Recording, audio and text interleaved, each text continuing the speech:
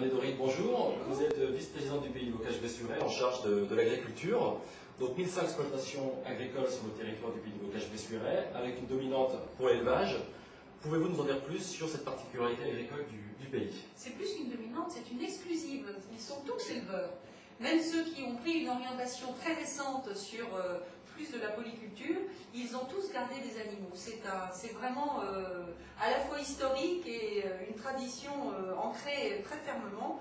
Les agriculteurs ici sont tous des éleveurs et nous élevons absolument de tout.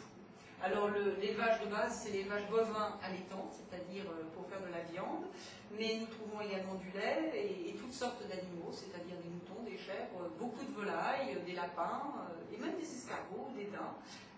Donc il y a absolument toutes sortes d'élevages ici, c'est vraiment un pays d'élevage. Alors l'agriculture biologique, durable, on en parle beaucoup en ce moment, donc quels sont les efforts qui sont faits par le pays justement pour soutenir ces actions de développement biologique et durable? Alors le pays en fait vient en appui à tous les projets que peuvent conduire les éleveurs qui justement sont soucieux d'abord de pérenniser leur filière et d'améliorer leurs revenus en essayant de faire des circuits les plus courts possibles, c'est-à-dire d'aller directement du producteur au consommateur. Et tout cela demande de l'organisation, des mises en réseau, et pour cela le pays leur vient en aide parce que nous avons sur le territoire pratiquement toutes les filières, depuis les producteurs en passant par les abattoirs et même les formations par exemple de boucher ou de transformation, et nous pouvons arriver comme ça jusqu'au produit fini. Et là le pays est un bon intermédiaire, un bon relais pour que les éleveurs puissent valoriser au mieux leurs produits. Alors concrètement, je souhaite m'installer ou reprendre une exploitation agricole. Qu'est-ce que le pays peut m'apporter pour m'aider et me conseiller sur mon installation? Eh bien, tout d'abord en termes d'accueil, parce que quand on vient prendre une exploitation dans un pays, il est important de pouvoir s'ancrer le plus vite possible dans le dynamisme du pays en question. Donc vous serez bienvenus au pays du Bocage.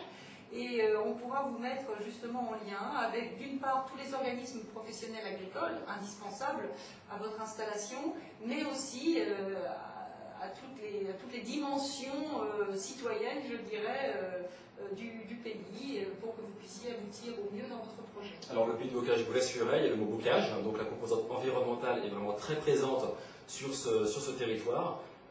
Comment justement, qu'est-ce que c'est que cette identité environnementale que celle du Bocage Bessuret?